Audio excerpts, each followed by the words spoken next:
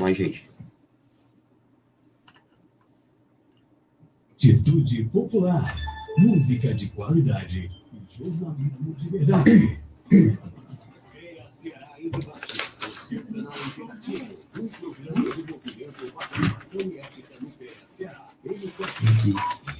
Escute, veja, participe, toda quarta-feira de 11h05 da manhã ao meio-dia, logo após o programa Democracia no Ar, aqui na Atitude Popular e também nas fanpages da Democracia Participativa Ceará e do MPEC.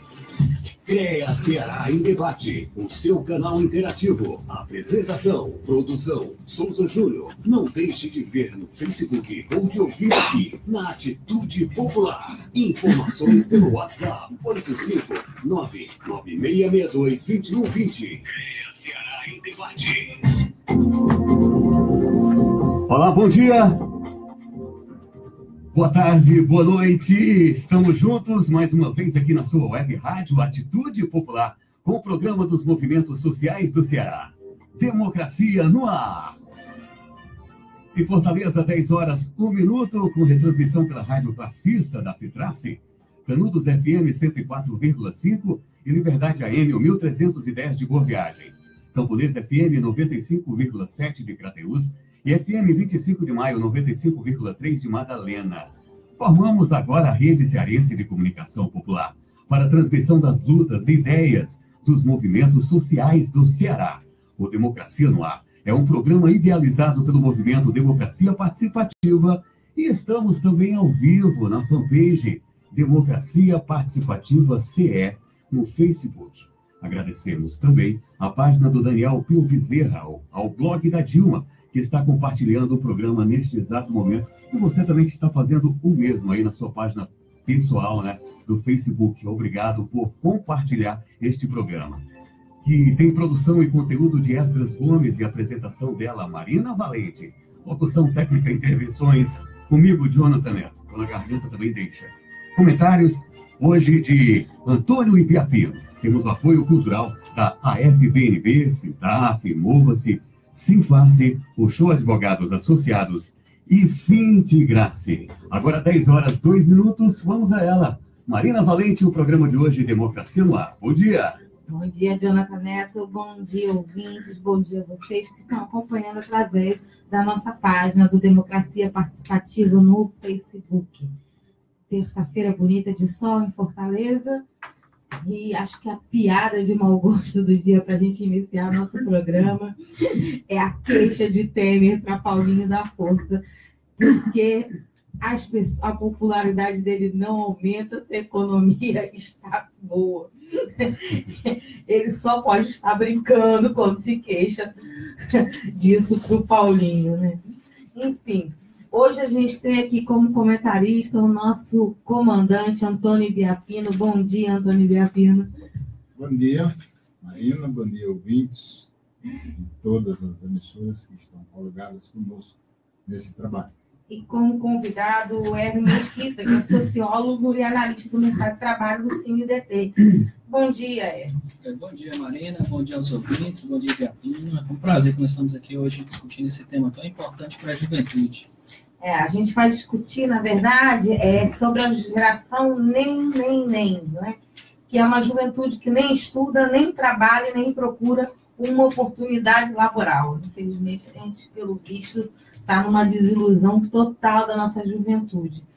E, Ibiapino, como é que foi o evento da juventude com Cuba? Em minha opinião, foi muito bom. Nós recebemos a Cúncio de Cuba, Laura Cunhol, e também um escritor cubano muito conhecido e renomado, que é Carlos Tablada, um homem que vendeu 500 mil de livros. Nossa. E todo o dinheiro arrecadado ele entregou para o sistema educacional de Cuba, mão beijada, para continuar educando o seu povo. Então, isso já é um grande exemplo para o povo brasileiro, para o povo da América Latina e principalmente para a juventude.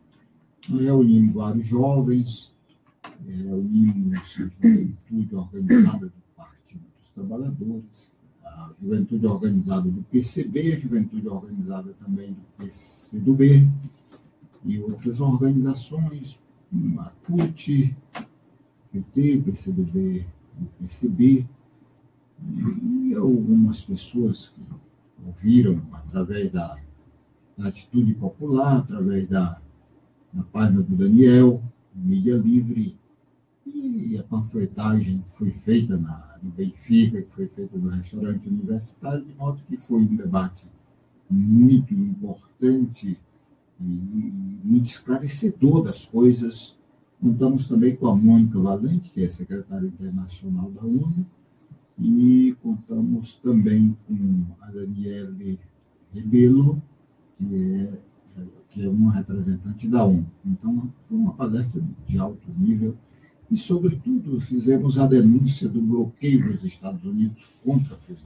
Os nomes muito fortes. Do mesmo jeito de antes. O bloqueio tem mais de 50 anos, uma pressão para se ter muito grande. Para se ter uma ideia, se uma determinada empresa negociar com Cuba, ela pode, se ela negociar com Cuba e com os Estados Unidos, os contratos de negócio dessa empresa com as empresas dos Estados Unidos poderão ser cessados. De modo que ninguém quer deixar de negociar com os Estados Unidos. Por isso não negocia com Cuba. Chegou a ter uma abertura com Obama e agora com o Trump, com a cabeça que o Trump tem, está piorando de novo. Com o Obama, houve o estabelecimento das relações diplomáticas, alguns negócios, a possibilidade de um voo direto de Cuba para Estados Unidos e vice-versa. Mas em relação ao bloqueio, está intacto. Ninguém mexeu. Entendam todos que os Estados Unidos é um país capitalista, muito poderoso, faz parte da região dominante, aqui na América do Sul e o Canadá.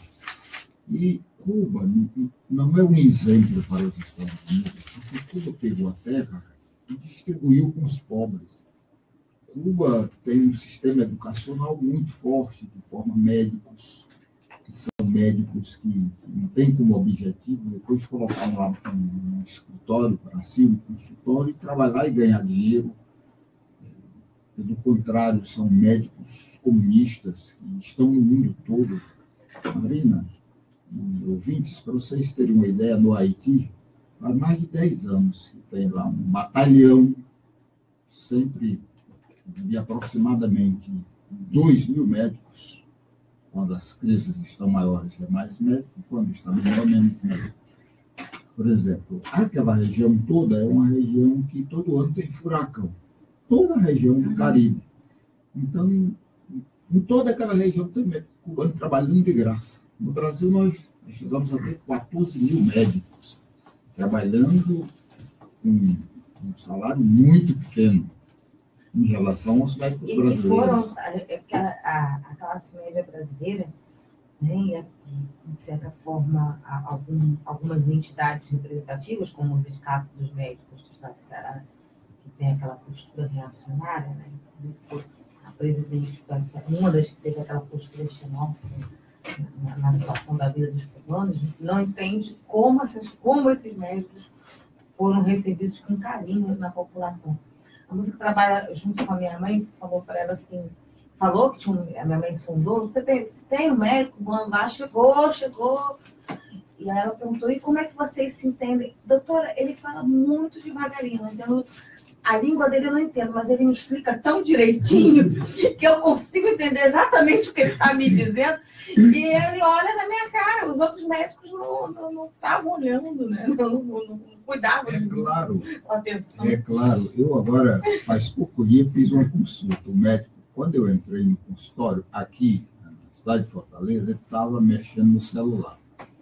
Tudo bem, isso eu não estou reclamando. Hoje é uma coisa nova, é um fenômeno novo.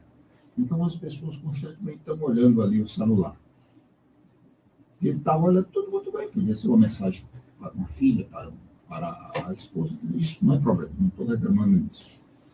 Ao terminar de mexer com o salário, não deu para mim. Estava olhando fixo para ele. Ele, o que o senhor tem? Aí, que a pergunta é errada.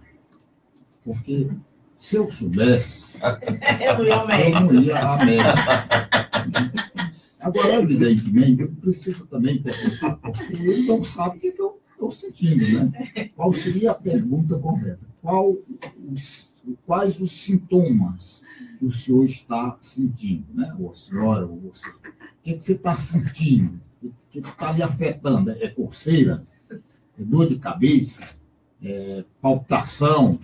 É problemas, né? Essa é a pergunta. Mas o que o senhor tem, eu não posso saber. Se nem eles sabem, a gente diz, eu vou passar um exame para poder saber. Então, como é que eu sei? Se nem ele, que é médico, sabe, porque também ele não é de vir, ele tem que passar um exame. Pronto, aí eu disse lá o sintoma que estava sentindo, aí ele de cabeça baixa, sem olhar para mim, escreveu um pedaço de papel. O que eu deveria fazer e comprar. E eu, muito obrigado, e saí dentro mais ou menos de 2 minutos. Eu saí sem ele olhar para mim. Não sei por quê. Talvez eu fui para o aeroporto receber os médicos cubanos que estavam chegando, porque eu sou o presidente da Casa da Amizade Brasil de Cuba. Então, fui com a juventude do PCdoB, do PT, do PCB e outros jovens, os movimentos sociais, MST, fomos recebê-los. Marina, você não conhece o companheiro aqui do Cine, sociólogo, que está aqui hoje para falar de um fenômeno social novo? Não sabe. Em Morada Nova, tem um lugarzinho por nome Juca Grosso. Você já ouviu falar em Juca Grosso? Conheço. Tem um médico cubano lá. Juca Grosso. Ninguém vai lá. Imagina que sabe de onde é, como chega lá, é na mata. Até porque clinicar lá não deve ser uma coisa muito rentável. Rentável para quem tem que dar prejuízo. Então, vejam bem o que nós queremos analisar aqui. Nós temos em todo o Estado brasileiro uma universidade federal, no mínimo, né? O filho do trabalhador que trabalha no comércio, que trabalha na fábrica de fiação, na fábrica metalúrgica, do gari e de outras profissões, ele estuda na escola da prefeitura, né, cara? Essa escolinha municipal. E depois vai para uma escola estadual e etc. Quando esse menino termina o ensino básico, se quiser fazer uma faculdade, ele tem que pagar particular. Sabe por quê? Porque ele não consegue passar nos exames. Porque são difíceis. Ele não teve um ensino de alto nível, com alta preparação.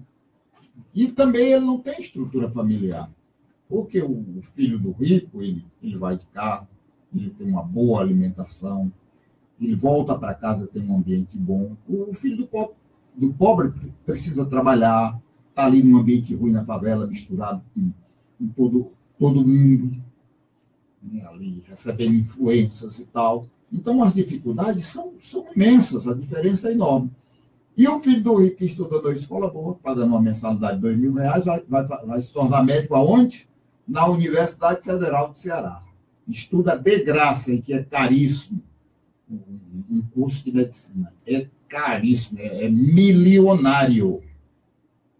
Aí, quando essa pessoa se forma, e o pagamento da formatura dela veio pelo Estado, à custa dos nossos impostos, aí ele não quer trabalhar no interior, ele quer trabalhar na capital, porque aqui ele pode trabalhar em 3 hospitais diferentes ao mesmo tempo e pode ter ainda um consultório. Se ele for para o Juca Grosso, se ele for para Itapajé, se ele for para o Quixilô, ele não ganha dinheiro. Então, esse é o grande objetivo pelo qual os médicos e esse sindicato e essa presidenta do PSDB, que é contra a vida e a favor do dinheiro, foram fazer as manifestações. Ela declarou que apoio ao Bolsonaro. É mais complicado que PSDB. Enfim, nós recebemos aqui uma saudação do Antônio Carlos de Freire, do Antônio Carlos Pronto, que veio falar sobre a questão da escola sem partido. Uma entrevista muito bacana, acho que inclusive a gente tem que fazer outra. Muito curiosa, a gente discutiu sobre liberdade, discutiu sobre escola, sobre o papel do professor. O Antônio Carlos diz: bom dia, na escuta, estamos juntos na luta contra o golpe pela democratização das comunicações. Um abraço a todos e todos os ouvintes e participantes debatedores do Democracia no Ar. E você que quer participar, mandar sua pergunta para os nossos convidados, né? Sugestões, dá um alô, é só entrar na página do Facebook do Democracia no Ar, que a gente vai estar lendo na hora o que vocês enviarem. Vamos às notícias do dia.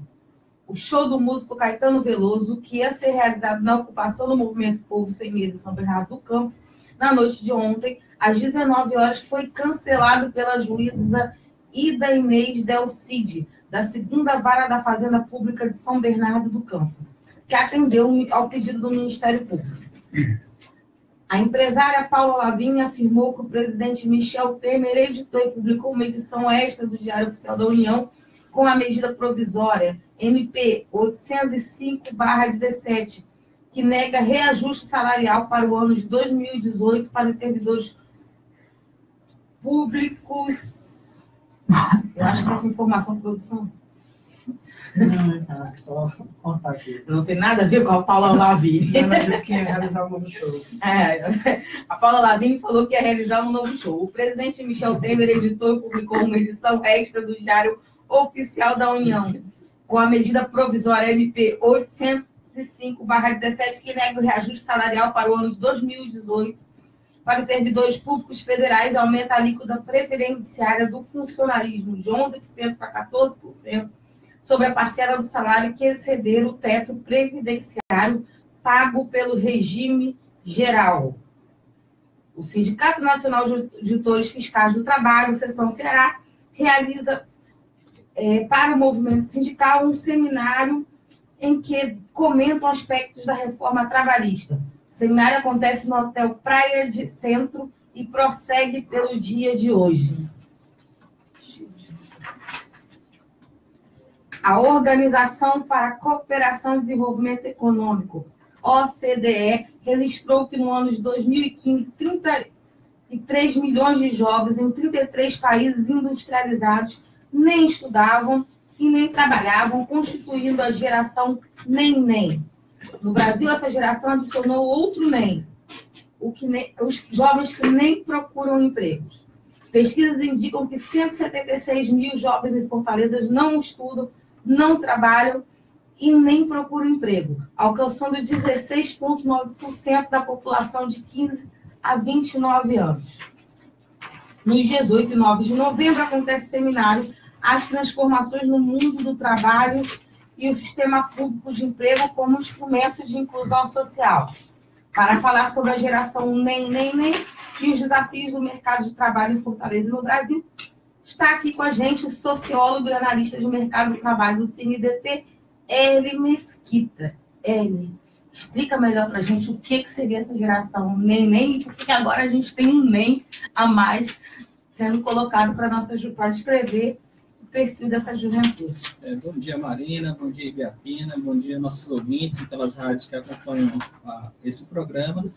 Primeiro, Marina, a gente tem que ter a dimensão que o desemprego ele é bastante excludente para a classe trabalhadora e ela afeta, sobremaneira, alguns segmentos da população que têm mais dificuldades de ingressar nesse mercado, né? E entre esses segmentos, nós podemos destacar a juventude. Então, no final dos anos 90, por exemplo, essa juventude ela sofreu muito fortemente o desemprego, tanto em termos nacionais como no Brasil. Se a gente pegar as diferentes estatísticas mundiais, o desemprego juvenil ele chega a ser 2 a 3 vezes maior do que o desemprego da população adulta, pelos mais diferentes fatores, né? Ela sofre, como todo mundo, os efeitos da crise econômica, como nós estamos vivenciando hoje fortemente no Brasil, mas também algumas peculiaridades que é própria dessa faixa de idade, como a questão da qualificação profissional e das experiências. Muitos jovens estão aí na batalha de primeiro emprego. Então, internacionalmente ficou muito consensuado que começou a existir uma parcela da juventude que ela não conseguia fazer a transição do mundo escolar, da vida escolar, para o mundo do trabalho. Ou seja, são jovens que ficaram, não estavam estudando, não estavam trabalhando. No entanto, esse indicador ele tem muitas críticas, internacionalmente e nacionalmente, e aí nós fazemos essa crítica e acrescentamos mais um NEM, porque muitos desses jovens estão nessa situação de não estudo e não trabalho, a tão famosa geração neném, que ganhou repercussão por conta das agências multilaterais, por conta da própria mídia, que divulgou essa nova categorização, essa nova estigmatização dessa juventude, que não trabalha, não estuda, mas muitos desses jovens não estão nessa situação porque querem, né? Então, é por isso que a gente faz a crítica ao indicador, porque ele é uma forma de colocar todo mundo, toda a juventude nessa situação, onde muitos desses jovens estão involuntariamente nessa situação, por conta do desemprego, ou seja, o desemprego sobe. Então, esses jovens, embora eles estejam procurando ativamente, né, nas empresas, consultando os amigos, fazendo concurso, indo nas agências do Cine, eles estão nessa situação de nem-nem. Não porque eles querem, mas por conta do desemprego. Então, é por isso que nós fizemos aí uma apuração maior do indicador, ou seja, tirando esses jovens que estão desempregados. Ou seja, pegar aqueles jovens que, por conta das mais diferentes motivações, não estão procurando, ou seja, eles não estão nem estudando, nem estão trabalhando, e também agora não estão procurando. Tem um fator emocional nisso, de desesperança mesmo, de não enxergar a mínima possibilidade de mudança no horizonte? Essa é uma preocupação muito grande, Marina, porque essa situação, até então, sempre existiu essa transição do mundo da escola para o mundo do trabalho. Ainda que, muitas vezes, essa transição ela se desse de maneira precoce e antecipada. Ou seja, muitas vezes os filhos da classe trabalhadora, principalmente a classe trabalhadora mais pobre, abandonavam muito cedo a vida escolar para ir trabalhar. Então, existia, mesmo que de maneira precoce, essa transição. Mas o que parece mais evidente no período mais recente, principalmente agora no Brasil, nos últimos 2 anos, com o acirramento da crise, é que essa transição, mesmo que de maneira incompleta, ela passa a não mais existir. Ou seja, há um fosso entre a vida escolar e o mundo do trabalho pelas mais diferentes razões. Só para ter uma ideia, nesse estudo, nós levantamos os dados de 5 regiões metropolitanas, que é Fortaleza, Salvador, São Paulo, Porto Alegre e o Distrito Federal. Nessas 5 regiões, Maria, nós temos 2 milhões de jovens nessa situação de nem-nem, ou seja, que não trabalham e não estudam, só que quase 1 milhão e 100 jovens estão nessa condição por conta do desemprego. Então, se nós descontarmos os jovens que estão, ou seja, ativamente buscando essa oportunidade de trabalho, ou seja, estão batendo nas portas do Cine, estão batendo aí nas empresas, estão indo atrás, nós temos hoje na condição de nem, ou seja, não estuda, não trabalha e por qualquer outra razão não está mais procurando 1 milhão de jovens, sendo aqui na região metropolitana 176 mil. Fortaleza é o maior número, a maior estatística? Isso, proporcionalmente Fortaleza tem um número aí desolador, 17% da nossa juventude está nessa condição, muito superior, por exemplo, a Salvador, que tem depois de Fortaleza com 12%, e as demais em torno do patamar de 10%. Então, ou seja, nós temos quase o dobro de outras regiões metropolitanas e há duas grandes preocupações por conta dessa juventude que a literatura internacional também acompanha. Ou seja, o primeiro fator, tem uma perspectiva, um viés de gênero muito forte, ou seja, as meninas, muitas vezes, ao enfrentar uma gravidez precoce, elas acabam tendo dificuldades de fazer essa transição da vida escolar, de terminar o ciclo escolar e ingressar no mundo do trabalho. Então, realmente, essa questão ainda como foi colocado antes, essa questão de ideologias na vida escolar ainda é muito importante. A gente tem avançado lentamente nos indicadores educacionais, mas a questão da orientação sexual tem que realmente progredir, porque realmente as meninas, ao ter uma gravidez precoce, que poderia ser enfrentada com uma situação transitória da vida, acaba prejudicando a sua trajetória educacional e profissional. E dos meninos, aí também é uma preocupação muito grande que a gente tem visto com a violência. Não são jovens que aí muitas vezes não têm mais esse encantamento pelo mundo do trabalho, não vê uma progressão mais favorável, e aí acaba sendo uma força de trabalho, muitas vezes, que pode ser recrutada para a criminalidade. Então, esse é um dado muito preocupante. A sedução do fetiche da mercadoria, né? Muitas vezes, dentro da cabeça dos nossos jovens, você só é gente se você veste uma marca, se você usa um determinado produto. E, Beapino, você que anda por essa nossa cidade de cima a baixo, lidando também com a juventude, né? E, de certa forma, com um outro perfil de juventude, uma juventude militante, uma juventude desorganizada.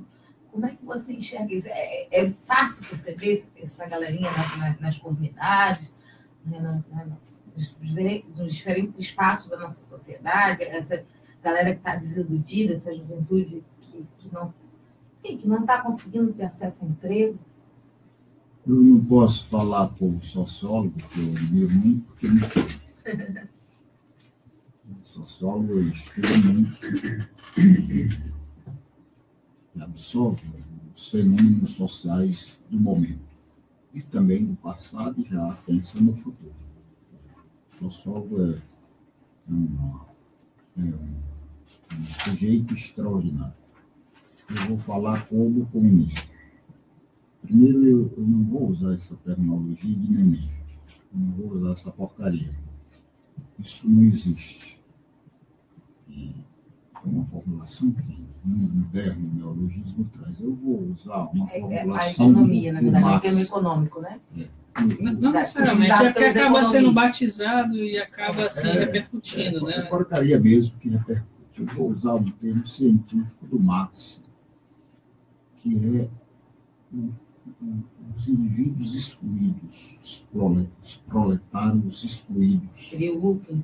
Não, o Lupen é aquela pessoa que está na favela, na desgraça, que não tem para onde ir. Isso aí é o Lupen. São as pessoas degeneradas por um determinado sistema, que não é culpa delas. Elas foram jogadas à margem da sociedade. Estão na margem, na beirada, do lado de fora. O Lupen é esse tipo de pessoa que vamos traduzir agora para o zumbi. Entendeu? Mas eu acho que seria mais ou menos esse perfil, né?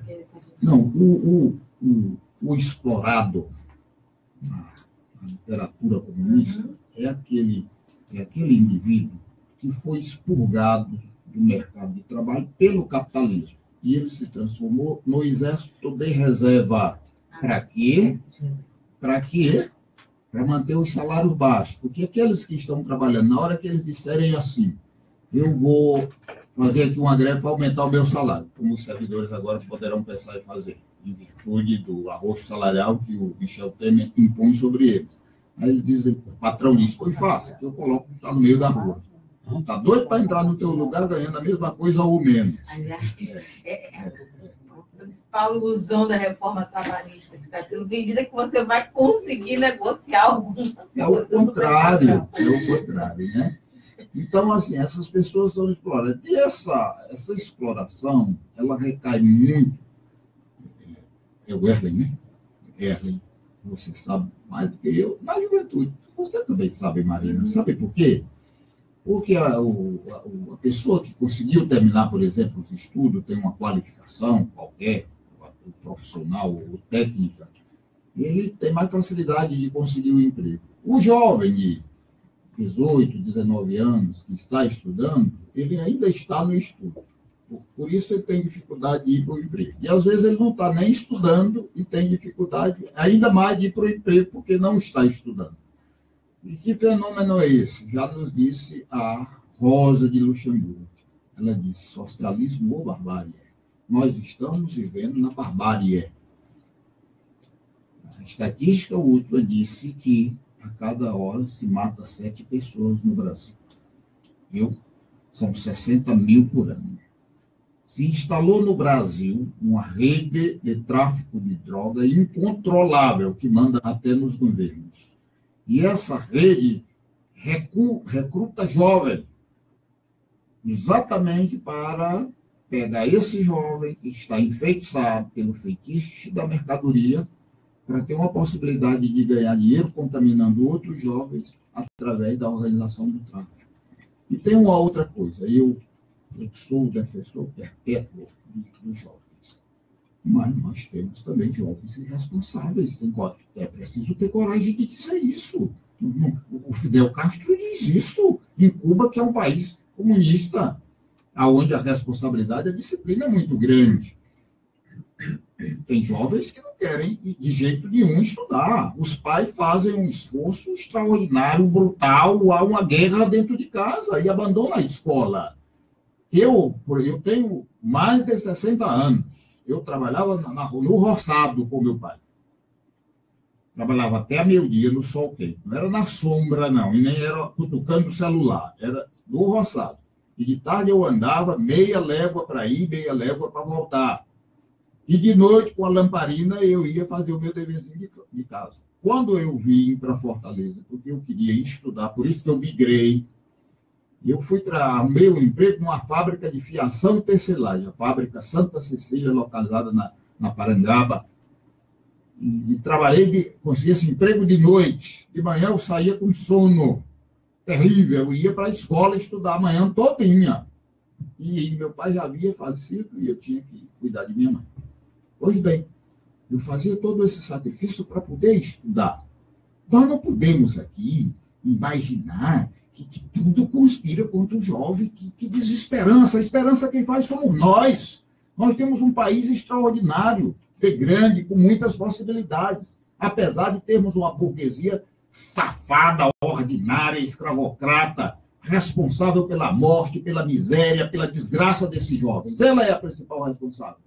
Mas os jovens também precisam ter responsabilidade. Eu estou falando, inclusive, para jovens aqui diretamente. Os pais precisam ter mais responsabilidade, porque também contaminado pelo fetiche, vai a mãe, vai o pai trabalhar, trabalha desesperadamente de dia e de noite, deixa o filho em casa, e o filho se junta com quem quer que seja no meio da rua, e logo está no tráfico, está na vagabundagem, na malandragem, sem querer trabalhar e sem querer estudar. Esse é o grande problema que nós temos que discutir, pegando os fatores gerais. Vou interromper só um segundinho para o nosso break. Na volta, eu quero saber, na verdade, se nós já não estaríamos numa camada de luta, hein? Já que existe já a desistência até de procurar um emprego. É com você, Jonathan. Bem-vindo! Democracia no ar! Ok, são 10h31. Seja bem-vindo, bem-vinda. Você está ouvindo o programa Democracia no Ar. Ouvindo também, né? Que é um espaço dos movimentos sociais do Ceará. Temos o apoio cultural da AFBNB, Mova-se, Sintaf, Sinfarce, o Show Advogados Associados e Sintigrace. Estamos ao vivo nas emissoras Atitude Popular, Rádio Classista, Liberdade AM de Boa Viagem, Camponesa FM de Crateús e 25 de Maio FM de Madalena. Logo mais, no decorrer da sua programação local, a Canudos FM de Boa Viagem vai reprisar o programa para você na íntegra. Estamos ao vivo na página Democracia Participativa CE do Facebook, na página do Daniel Pio Bezerra, do blog da Dilma, e outras páginas pessoais que estão compartilhando, replicando, reverberando esse programa Democracia no Ar. O programa Democracia no Ar é uma realização do movimento Democracia Participativa. Agora, 10h32, para você que está chegando agora, seja bem-vindo, tá? Continua a segunda parte do programa de hoje, Democracia no Ar, com Marina Valente. Obrigada, Jonathan Neto. Então, porque, na verdade, nós estamos falando de um processo para além, né? Que é um processo de desistência da procura do emprego.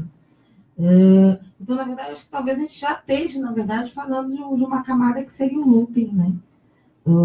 Enfim, eu queria saber exatamente, entender o que é esse perfil do nem procurar emprego. Né? Um primeiro aspecto, Maria, importante, é assim, a exclusão social sempre existiu em todos os tempos. A grande diferença é que na modernidade e na contemporaneidade, essa exclusão ela não se deu pela própria vontade do indivíduo, ou seja, foi para uma vontade que não depende só dele, ou seja, não depende só dele trabalhar. Então, assim, o desemprego, como nós entendemos hoje, principalmente da década de 30, da grande crise de 29 para cá, é que o trabalhador ele passou a enfrentar o desemprego como uma situação realmente social. E é isso que o pensamento liberal ainda não consegue entender. Ou seja, não depende do indivíduo. Ou seja, o indivíduo ele reivindica aquela oportunidade de trabalho, ele tenta trabalhar, mas ele é impedido porque ele não tem, seja os meios de produção, ou seja, a oportunidade, ou pequeno até capital, para ter essa atividade laboral. Então, hoje, o desemprego, como nós entendemos, pelo menos, há mais de meio século, é que é aquela situação que o indivíduo ele reivindica a oportunidade e ele não consegue ter essa oportunidade. O IBGE acabou de divulgar agora, nessa manhã, os indicadores de desemprego, e nós temos no Brasil hoje, mesmo com esse recuo que deu agora no mês de setembro, nós temos aí 12 milhões de trabalhadores desempregados, ou seja, são trabalhadores que estão à margem do sistema de produção, eles estão ativamente buscando oportunidade e não conseguem, eles batem na porta das empresas e não conseguem. É por que disso. E aí, colocando um pouco o que a Biapina colocou, a gente também tem que entender que esses fenômenos eles vão mudando ao longo do tempo. Ou seja, a educação ela é muito importante para a formação da sociedade, mas ela, por si só, ela não garante mais, como garantia no passado, já a oportunidade. Antigamente, bastava você galgar alguns ciclos educacionais que, basicamente, a sua empregabilidade já estava assegurada. Naquela margem da população analfabeta, basicamente quem virava o doutor, e é por isso que a gente tem muito forte ainda essa cultura do doutor, já conseguia o seu posto de trabalho. E hoje não, ela é importante, ela é necessária, mas ela por si só não garante mais um posto no lugar de trabalho. A entrada no mercado de trabalho. Na verdade, a gente já está, inclusive, discutindo um pouco isso no programa, está tocado pelo companheiro Márcio, que a gente já está com outro perfil de relação trabalhista, que seria o chamado precariado, né? Ou seja, que é essa geração que ascendeu na educação, que às vezes faz até pós, que faz curso de inglês, que tem uma série de acesso à educação, mas que não consegue se inserir, e aí é incentivado a virar empreendedor, né? Ou às vezes vai se desvirtua, ou seja, se formou numa determinada profissão, mas vai executar uma outra que não está longe do piso salarial que ela teria. E aí eu queria saber dessa outra geração que a gente está falando, que é justamente, né, que está tendo dificuldade de inserir no mercado de trabalho, quais as... Porque para esses que estão com maior nível de educação, a solução do governo foi incentivar a virar empreendedor, né? Mas para esse jovem, nessa faixa de idade, que talvez não tenha esse processo educacional mais amplo, qual foi a solução que o governo foi tentando dar para a inserção no mercado de trabalho? Esse é um aspecto importante, Marina, assim, que até 2 anos atrás nós vislumbramos uma perspectiva mais favorável para a nossa juventude, porque com todas as críticas que possam ser feitas, né, ao lulopetismo, nós tivemos aí um incentivo ao estudo, ao prolongamento do estudo através do avanço de algumas políticas educacionais, como, por exemplo, o ingresso do ensino superior, que basicamente nós sabemos que é muito seletivo e era para uma pequena parcela da população. Basicamente, o filho do trabalhador que nascia em determinado local ou determinada classe social, ele, basicamente, sua formação era para um tipo de ocupação. Né? Por exemplo, nunca chegar a ser um engenheiro, um médico. Então, nós sabemos que há uma segregação dos postos de trabalho historicamente constituída. Então, nós tivemos aí algumas políticas educacionais de ampliar essa educação, ou seja, muitos jovens passaram a frequentar o ensino superior, com FIES, ProUni, Universidades Sem Fronteiras. Então, isso também contribuiu para a redução dos índices de desemprego, na medida que esse jovem, que antigamente, precocemente, tinha que abandonar os estudos para trabalhar, começou a vislumbrar uma oportunidade de prolongar seus estudos e tentar aí concorrer no mercado de trabalho numa situação mais vantajosa. Né? Na atualidade, nós temos aí, e aí esse é o grande problema que a classe trabalhadora vive hoje, é que esse movimento, apesar de conjuntural, ou seja, essa crise, em tempos a gente sabe que a gente vivencia, ela está sendo acompanhada de reformas estruturais que aí penaliza toda a classe trabalhadora, principalmente a mais jovens. A primeira consequência disso é a limitação aí dos gastos públicos pelos próximos 20 anos, aí atinge duramente as políticas de saúde, as políticas de educação. Nós estamos vendo que várias universidades aí estão com dificuldade em seus orçamentos para terminar o ano, ainda falta aí 2 meses para terminar o ano, mas estão com dificuldades de vários pagamentos.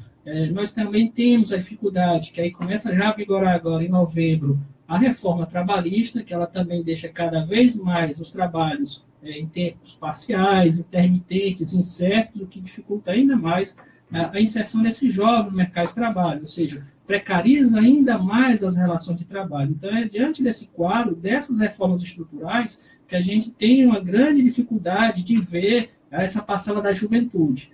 Né? Então, assim, essa dificuldade ela é muito latente, é um exército reserva muito forte, que aí realmente é um problema social de grande escala, ou seja, nós temos 176 mil jovens na região metropolitana nessa situação, ou seja, ela é muito mais do que o efetivo da Polícia Militar, 10 vezes quase.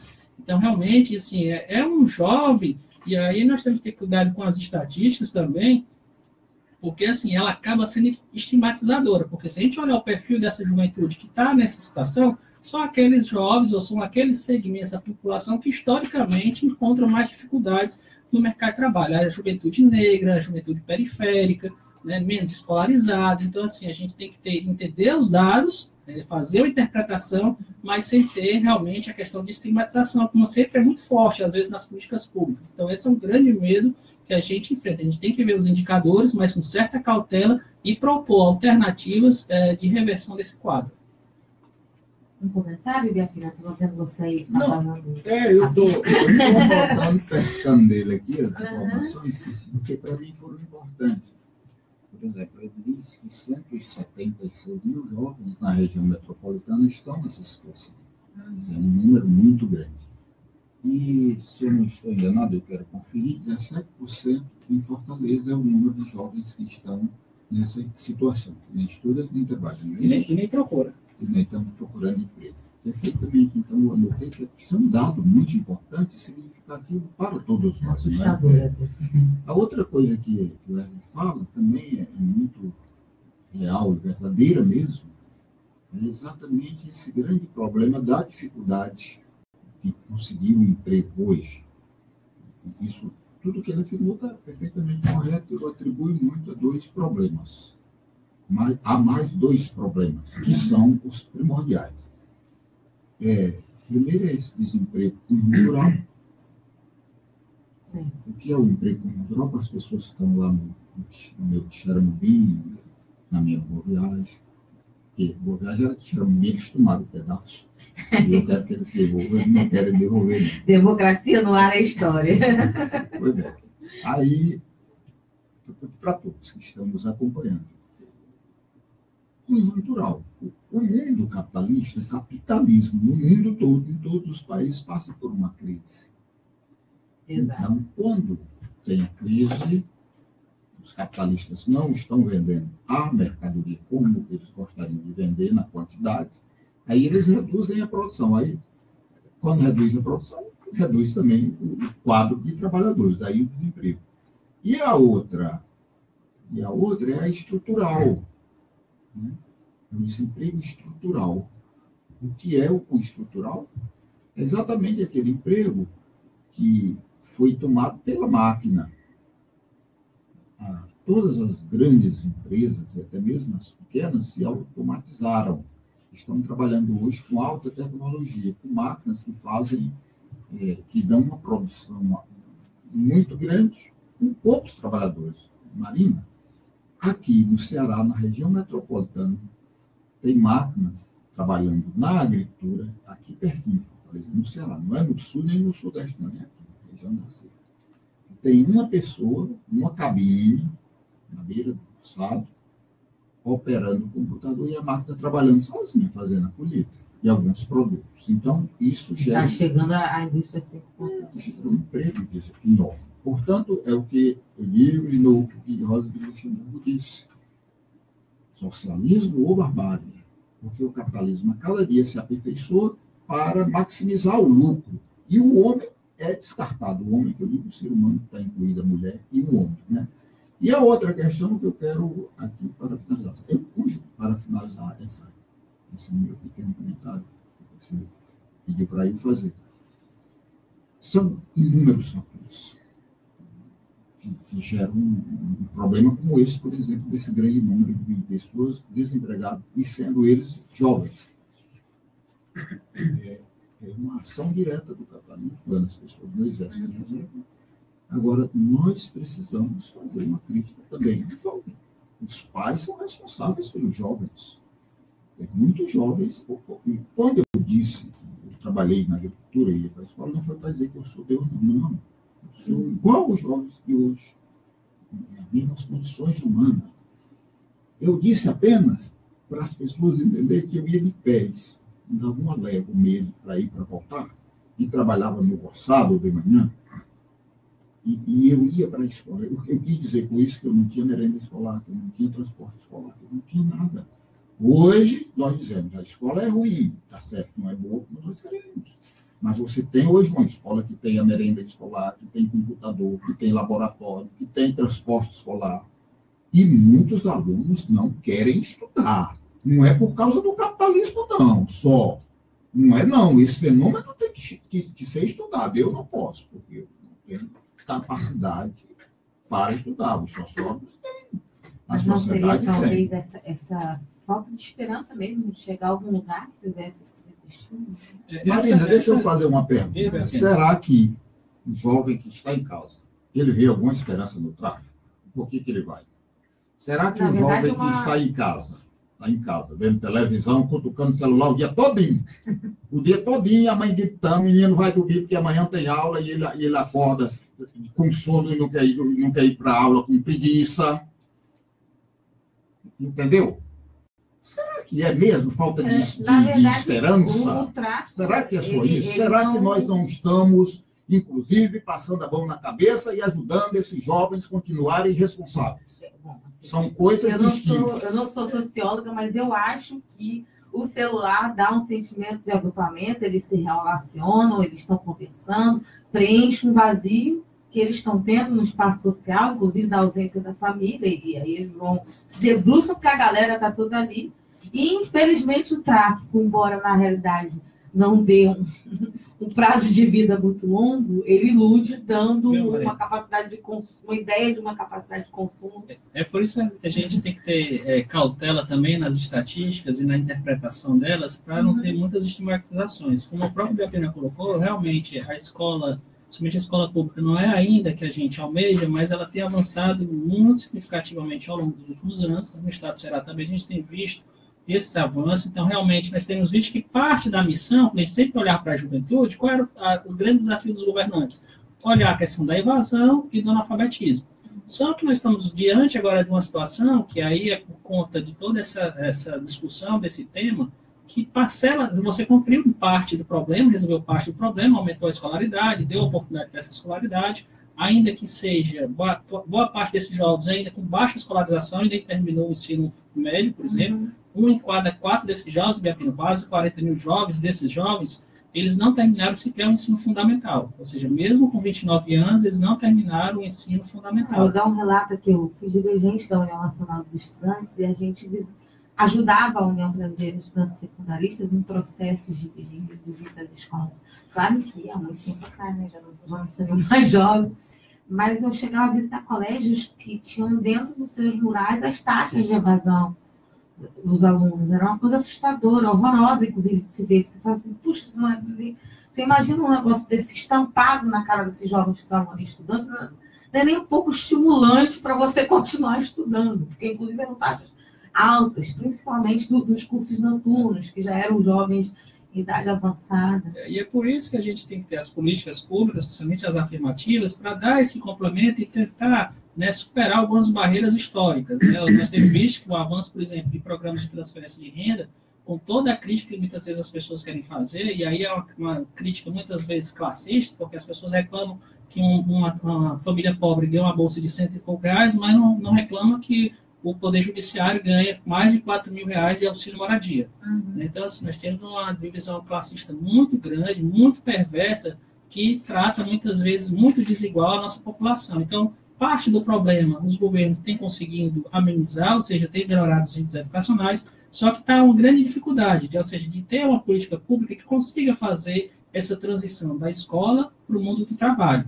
Porque essa é uma dificuldade. E por isso eu digo que nós temos que ver com cautela esses dados, porque se nós olharmos a situação desses jovens, quem são esses jovens? A maioria são jovens que, historicamente, têm mais dificuldades de inserção, seja pelas dificuldades econômicas, sociais a que estão inseridos. Para ter uma ideia, nesses 176 mil jovens, 70% deles são jovens que estão até a linha da pobreza, ou seja, vivem com renda familiar per capita de até meio salário mínimo, ou seja, são jovens que realmente estão em situação de vulnerabilidade social muito grande. Isso quer dizer que todos esses jovens podem ser recrutados para a marginalidade? Claro que não. A gente sabe disso, que se fosse assim, a gente não via jovens de classe média alta envolvidos no tráfico, como a gente viu recentemente um filho de uma desembargadora que foi até buscar esse jovem no presídio, né, soltar esse jovem. Então, mas a gente não pode desprezar que esses indicadores, a conformação da realidade social, muitas vezes elas podem favorecer, elas não são determinantes, e aí realmente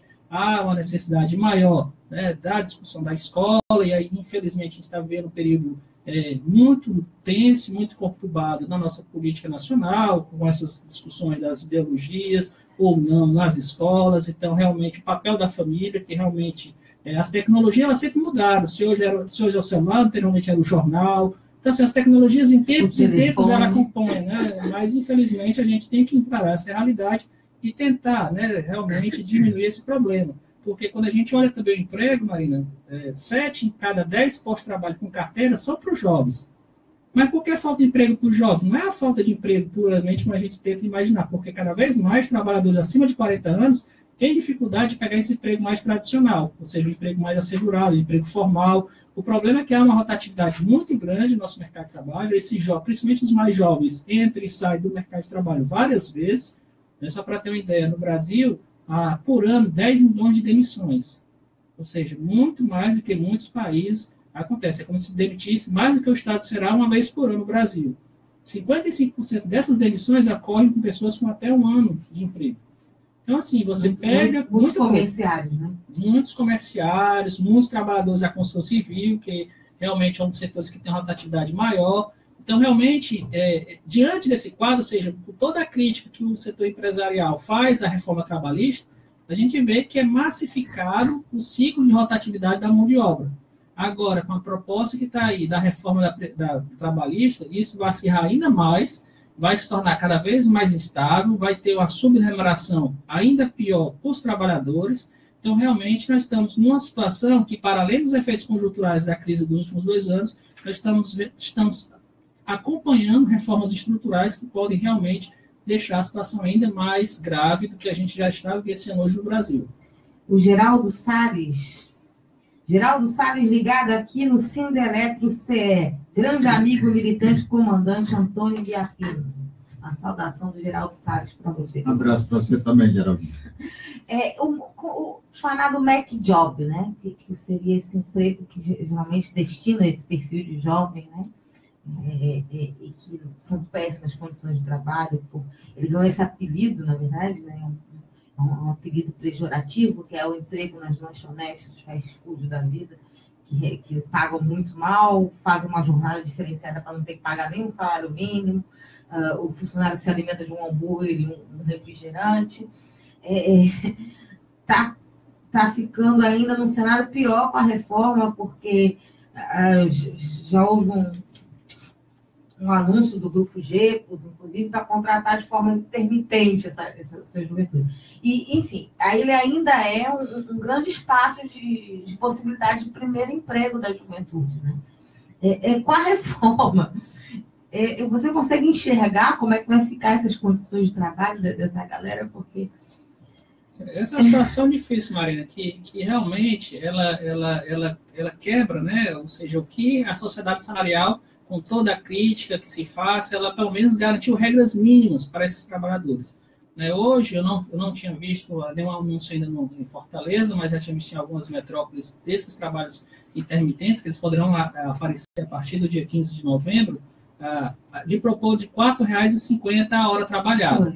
E esse é o grande problema, porque a hora trabalhada, salário mínimo hoje, é R$ 4,26. Eu preciso fazer a correção, porque eu estou denunciando uma empresa que contratar.